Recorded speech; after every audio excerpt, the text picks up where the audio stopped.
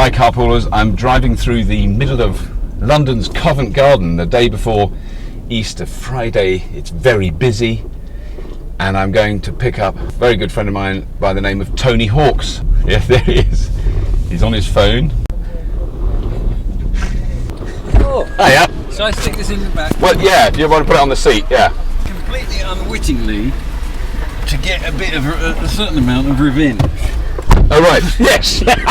No, not at all. Accidental revenge. I think we have to explain to the Carpool viewers exactly what happened last time. Yeah, but where are we going? We're going to Wimbledon. Right? Yeah, absolutely. Yeah. No, because it's great for me. So give you directions a bit as well. Yeah, well, that's how, because this has got sat nav. This is a new car. I've driven 4 miles in it. So I don't know how to make that work yet. Yeah, exactly. I reckon go round the Aldwych over Waterloo Bridge. Oh yes. I can get you around over Waterloo, lovely. Yeah. My favourite bridge. Lovely bridge, isn't it? And then we can take it from there and just generally meander our way. So down. what have you been? How's the film? Yeah, I mean it's very exciting. So how long ago did you write that book? In May '97. Well, no, I wrote the book. Made the trip in May '97 and wrote the book, and it's 98. It's a fast process, the British media industry. Well, it was about 6 years or so before I even thought it could even be a film. Yes, so it was a book for a long time before that even occurred to you, right? And it is still a book. Right, yes. A book. It does, doesn't it? Yeah, it's not, and it won't, even after you've made the film, it will still be a book. It will still be a book. There's not a bit where they go, right, now it's a book, you can't have the film anymore. Oh, no, were there people you were with to do with that? Yeah, right. Sound and everything. Right. Right here. So they would be appalled at what I'm doing in here, because the sound quality of my broadcast is not. We're all appalled at what you're doing. I think you should be. I think presumably we're breaking the law, are we, or not? This is an interesting point. I don't think we are, and I've had policemen who've watched it and they've twittered me and emailed me. Yeah. One who's a traffic cop, and what he begs me to do is not let go of the wheel while I'm talking. I mean, technically speaking, people do talk to each other. Exactly, that's all I'm doing. I mean, once you've got your microphone on and that's all on, I don't think about it. Yeah. Exactly. And occasionally it's gone wrong, and then but there's nothing I can do, so that's. A battery's run out or a microphone doesn't work or something horrible like that. And then you can just invite the people to do it again. I'll do it again, yeah. Right. And I have to have horrendous insurance. Well, I'm sure you do too, but my car insurance is very high because we're actors and performers, and they go, and I said, well, is that because actors are really bad? This years ago. Yeah. Is that because actors are really bad drivers? And they said, no, it's because you might give someone famous a lift. I couldn't get my house insured because somebody famous might come round. Oh no, really? Yeah. And I don't, I can't remember. That is very odd. No, I've not heard that one. Haven't you? No, but I'm now taking full advantage of my expensive insurance by giving famous people lifts all over the place. At last, it's worth spending that money because up to that point, I think I worked it out when I was talking to them. Yeah. I'd given Eddie Izzard, Jack D, and Griff Rhys-Jones in like 12 years. A lift. Yeah, I've given each of them a lift. You've driven past Tom Cruise and thought, I'm not stopping for him, though. Yeah, I did. And I saw, I've seen Mel Gibson. I went, well, I'm not letting him in. Get your own car. Yeah. Stop thumbing a lift, Mel. What do you want? I mean, because if you're driving someone in your car, are you not meant to talk? Well, I think that would be a good thing to introduce. Do you think so? Silence. Well, why don't we now drive to Wimbledon without saying anything? But then you'd still have to have one hand because you'd have to drive with you have to go like that, like you did at school, to stop yourself from talking, and that would be dangerous. That could be dangerous. Particularly if you had a manual. Luckily, this is a fully automatic hybrid vehicle, so I don't have to do anything with my other hand. Okay. But I'll tell you what it has done. It's look at this, 10 to 2. Mirrors, constant checking mirrors, not going too fast, 24 miles an hour over. Because it's such a lovely bridge. A red light. Oh yeah, well, okay. Well, it wasn't red; it was flickering on the orange. Flickering, yeah. That's the favourite bridge, Waterloo. Waterloo Bridge. I do like my Waterloo. Yeah, that's good. Well, I have no intention of being funny. No, I'm very happy to not to be in the least bit amusing. Should we tell the carpoolers the history of this interview? Or I think we should. I think that's only fair. Because what happened was you got in touch with me and said this was obviously a very good thing, and I got very excited about doing it, and then waited in. At 2 o'clock in the afternoon, thought, well, he's obviously got held up in traffic. Yes. 2:30, nothing. 2:45. Then around about 3 o'clock, I wonder if he's coming. Phone you up and you were on the way to the airport or something. Norway. To Norway. That's kind of thing. But you have suffered horror, you know. I know. You put yourself through That's it. I was okay terrible. completely about it, but you I imagine. felt so bad because it was that thing where I had remembered, like 2 days before, I go, bloody hell, I must tell Tony. Yeah. Bloody hell, I must tell him. Right. You know, bloody hell, I must tell Tony. That was it. But then you forgot. Then I forgot. So then when you rang up, that memory hit me like a left hook but from my wife. My sort of unintentional revenge was I managed to forget a bit about this. So I was in the wrong place, wasn't I? But it was actually, that was really good. In fact. So your lack of memory was beneficial to all parties. Yeah, I might have to do something else. So I think you need to. I think what you need to do now is not remember where you live, or not be very good in the interview. Which I'm off to quite a good start. But I think we're doing extremely well so far. Yeah. But then I did Twitter that I was doing Carpool with you, and there was a torrent of Twitterage from all over the world. And interestingly, one guy saying, "I know you're lying because Tony Hawk's is in San Diego, you know, or something, because he's obviously doing some appearance." And so I said, "It's not. It's a different Tony Hawk." Because is there any spelling difference between the two of you? Yeah, he's Tony Hawk. He's Tony Hawk. And all his games are called Tony Hawk's Pro Skater. Yes, of course. But a lot of small American children haven't grasped the concept of an apostrophe, along with other things. But they don't get the kind of. So I only today I got another. Do you still get them? Still get them. Yeah. Fantastic.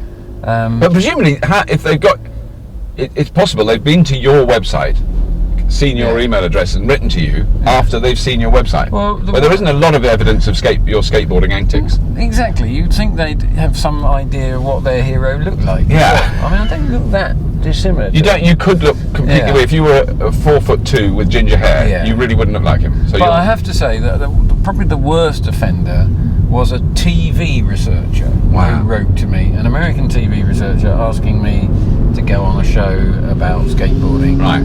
And I did sort of want to write back and go, how crap at your job must you be? As a researcher for a TV show, you failed to spot that you're not on the site of the person who you're trying to get on the show. Someone from another country who does something completely different. I mean, you 8-year-old children who are just excited, you know. Yes, that's fair enough. Yeah. But that doesn't stop me from writing rude letters back. I love your. I think it's worth pointing out to the surfing community that going to your website, there's ample opportunity to read your responses to some.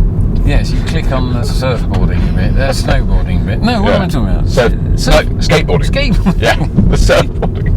Skateboarding. Because that shows we're really in the know with the whole skateboarding thing. Talking about being in the know, I don't really know how Twittering works. Yes, no, nor do many people who use it. Right. But I mean, to give you your full due recognition level, the vast majority of the responses were along the lines of, "I hope he doesn't bring his fridge," or "Has he beaten any other small Eastern European nation at tennis?" You know, there's a lot of things like that. You see, so and Moldavia was actually on the news as I was on my way over here. Well, I got an email. I mean, need to find out more about it. I did get an email again, genuinely this afternoon, saying. From a Moldovan person saying, "Dear Tony, I really like your work on whatever. We have big problems in our country. Can you use your influence to get our country in the public eye? We are being oppressed." But it was literally like an appeal to me to save Moldavia. Well, there's your next book, Saving the Moldavians with it sounds like terrible things are going on. Yeah, I couldn't quite get the gist of it because a lot of Moldavians have marched through Moldavia saying we are Romanians.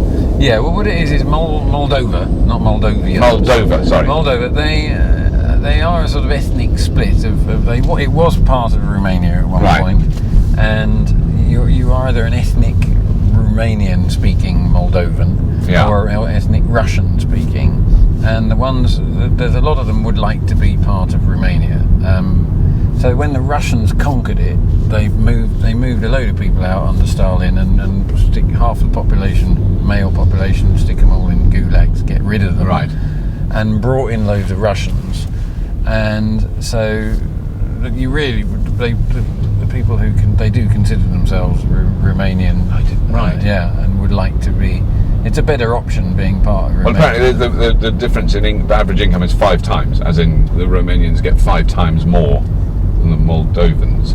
Really? You know, the average wage It's that big, and oh yeah, in the between two countries. Between two countries, of course, now Romania's EU now, of course, as well, and they can. Shall I go straight on? Yeah, I would. Oh, that way would be better. The one we've just gone past. But never mind. We could still go this way. When does it start? What do you do? Hit I know it's on now.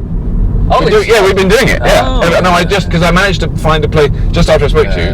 I managed to stop and turn it all on. Well, what about makeup? Yeah. I haven't been to makeup or anything. That's very, check yourself in the mirror. Yeah, no, I think you're looking all right. Excellent. So we're nearly done. I'll get out now. We finished it. There's a car coming up there. So have you had an accident yet? No, because that's what some people have wished for. I've had messages. I can't wait to see the first Carpool shunt. Yeah. You know, they're all kind of. I don't want you to be Cockney rhyming. Yeah. I don't want. And you've had plenty of them Carpool. already. I've had a few Carpool shunts on him, but he was kind of added to it just because he wasn't trying. He was saying, "I'm not being nasty. I don't want anyone to get hurt." No. So that was very kind of him. Well, that was a very kind thought. You want me to have a crash, but it is a good bit of YouTube, isn't it? If we do have an accident. Well, I mean, it's certainly going to put the viewing figures off the scale. Yeah. But it would be. And the Honda mind if you write one off? I would imagine they'd be. This is you are in the only one that's on the road. This is unique. This is there are no others. thing, I mean, it's launched this month, I think. Well, I can tell all the people that are watching. It's a fine car. It's comfortable. It's quiet. And the people from Honda that I'm available for voiceovers.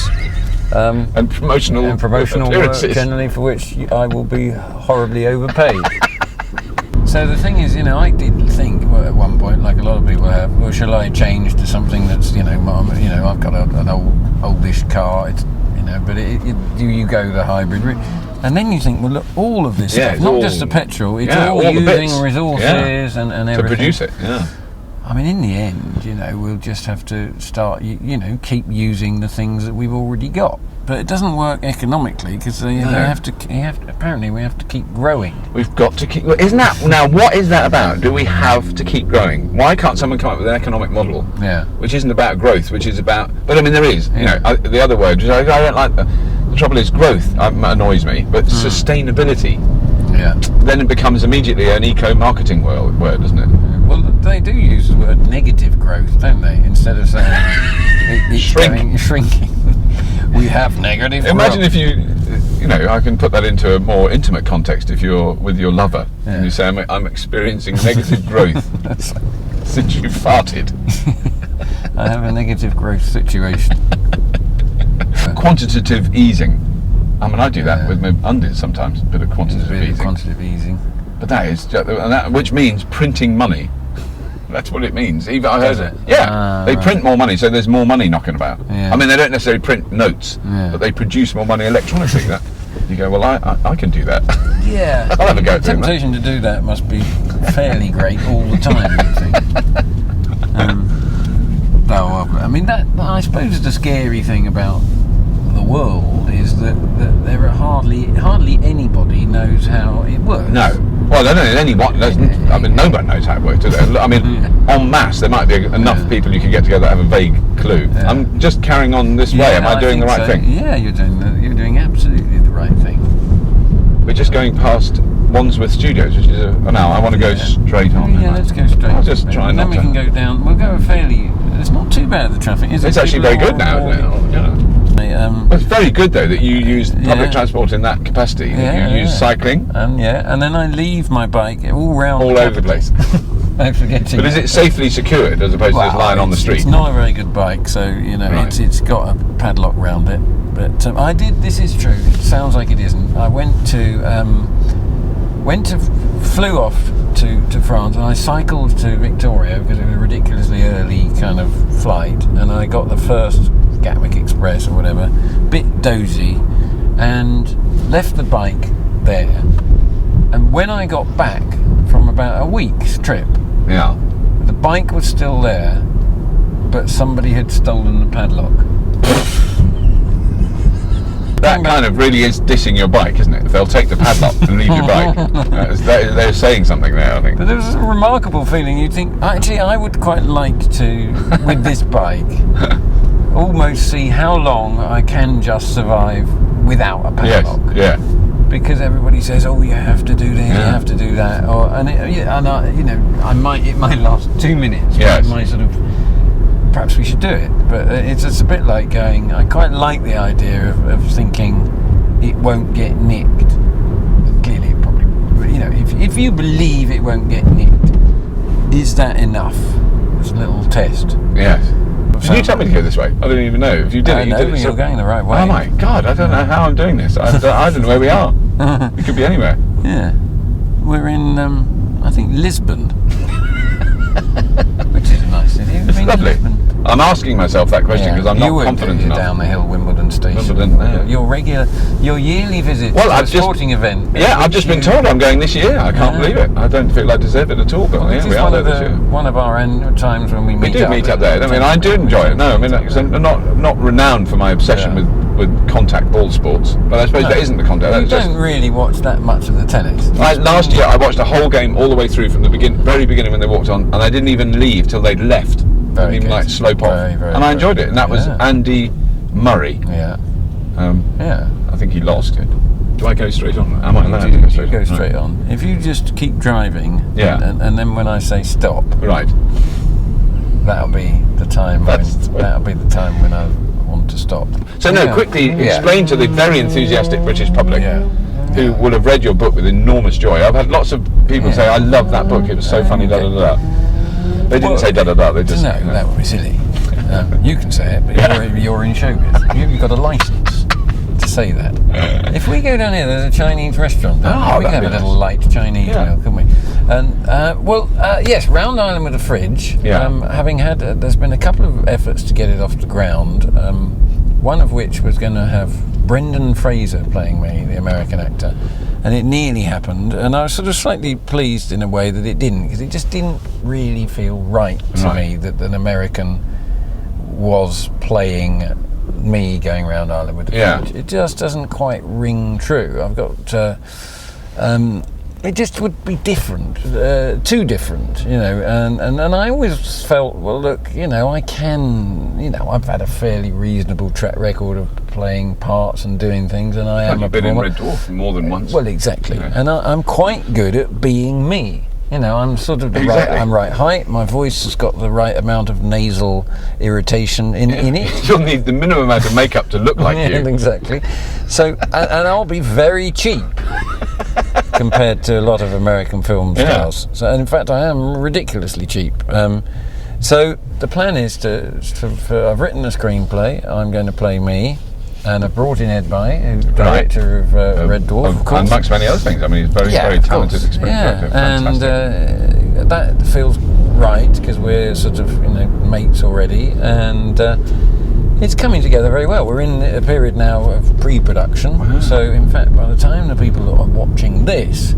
You may actually be shooting. We'll be about to start, I think. Fantastic. Very close to starting. And I think, what I said was, look, we just do this in the spirit in which I did the original trip, so which is a ridiculous thing to do, but, we go out and do it and enjoy the process, and we must have a good time, and we'll work hard, but we'll enjoy it, and I think we've got a chance of doing something that could be quite successful. Right. But the odds are stacked against you, but who cares? Yes. It hasn't stopped lots of people before, and every now and then it hasn't stopped them, and it's been just as well, because the results have been brilliant. Yeah.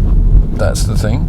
So I was thinking of going to the Confucius Chinese restaurant. So what we need to do is find somewhere to park the vehicle, which I don't know how. If we go up there, to the left here, and then there's a couple of bays. So what about not up there? You could go up there. I've never been up there before. That's new, isn't it? What does that say there? That's an expression. It could be data. It's head machine, and it might only be. It's only till 6:30. Which we're laughing. Look at that. There's ample space. Yeah, there's that space. There we go. There. Look at that. Beautiful. Is your seat hot? I think now my arse is on fire. This is. I've got it because I know there's. Look. What? Oh God, yours is worse. Mine was on high. No, and mine isn't on, which shows that I've just got a hot arse. Well, you can feel how hot I am. You must be. I'm so sorry about that. Now we know. It's a bit like having had a kind of little massage thing, heat treatment. Whether it's good for you or not. It's a worry, isn't it? I mean, in the midwinter, I'm sure it's lovely. If you've been skiing, you can hop in the car and it then gives you nice warm bottom. Yeah. Well, it does your lower back. I have a hot. Oh, does your lower back as well? Does it? Yeah. Oh, that well, I wouldn't mind that if I could have just lower back. Well, that's the thing, because I've been a bit stiff there anyway. So this has almost been a medical treatment. It's certainly like going to the doctors. Carpool is like going to the doctors. But anyway, I think I'm going to try and round off, which I never remember to do. Ladies and gentlemen, you have been watching the wonderful Mr. Tony Hawks. How dare you? You never said anything about this. And that's it. We're going to go and have a Chinese dinner and I'm paying. Yeah, I want you to know that, just because I did fuck up and go to Norway last time. Thank you very much, Tony. My pleasure. Very good.